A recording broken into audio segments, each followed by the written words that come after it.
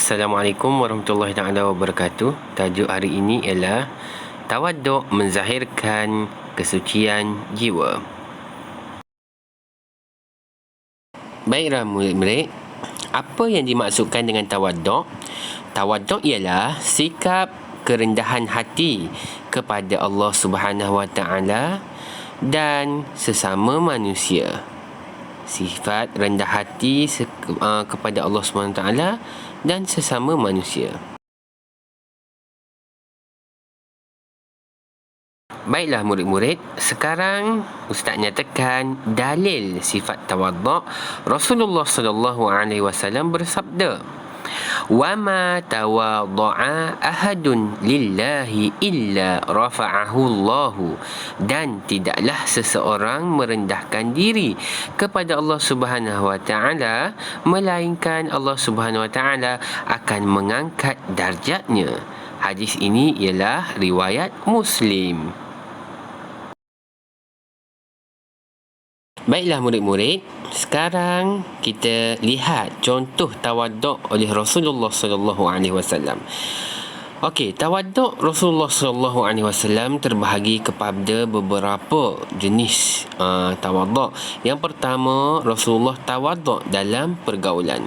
Iaitu Rasulullah bersifat lemah lembut dan sayang terhadap kanak-kanak.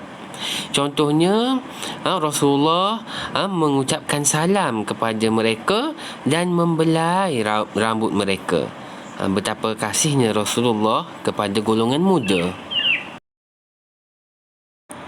Contoh tawaduk Rasulullah SAW yang kedua ialah dalam rumah tangga. Sememangnya Rasulullah kita sangat tawaduk dalam rumah tangga. Rasulullah membantu isteri melayani keluarga dalam menguruskan rumah tangga. Rasulullah sering senyum dengan keluarga. Contohnya, Rasulullah menampas lipa, menjahit pakaian keluarga. Rasulullah membantu Sayyidina Aisyah di dapur dan sebagainya. Itu adalah tawaduk Rasulullah sallallahu alaihi wasallam dalam rumah tangga. Rasulullah tidak garang. Rasulullah tidak ego di dalam rumah tangga. Rasulullah bekerjasama dengan isteri baginda dalam menguruskan apa-apa persoalan dalam rumah tangga. Yang ketiga, Rasulullah tawaduk dalam ketika hendak makan dan minum. Rasulullah tidak pernah mencela makanan, sama ada makanan itu sedap, makanan itu masin dan sebagainya. Rasulullah tidak menzahirkan perasaan mimik muka yang tidak mesra pun bila Rasulullah makan makanan yang kurang sedap. Sebaliknya Rasulullah diam sahaja. Seterusnya, Ustaz bawakan 5 hikmah tawaduk. Apa hikmah tawaduk ni? Bila kita sebut hikmah, ia adalah keistimewaan ataupun kesan baik. Okey, hikmah yang pertama, jika kita bersikap tawaduk, kita dapat membantu insan yang sentiasa mengamalkan sifat mahmudah. Okey, orang yang bersikap tawaduk ni, dia akan sering dibantu oleh orang lain. Okay. Yang kedua, orang yang bersikap tawaduk akan dikasihi masyarakat kerana sememangnya lah orang yang sikap tawaduk ni dia tidak sombong. Okey, yang ketiga, orang yang bersikap tawaduk membantu keluarga yang harmoni kerana saling menghormati antara satu sama lain.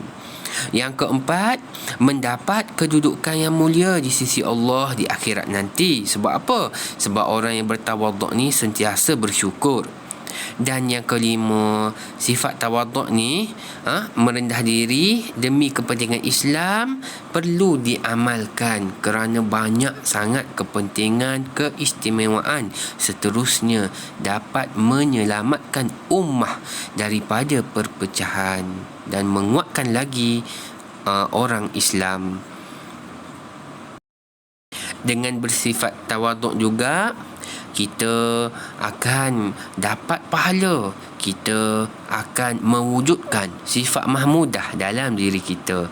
Jadi kita yang dah belajar tentang sifat tawaduk pada hari ini, Ustaz minta semua tanam dalam diri masing-masing untuk bersikap tawaduk dalam apa-apa aspek. Sekian, kita berjumpa lagi di tajuk yang akan datang. Assalamualaikum warahmatullahi taala wabarakatuh.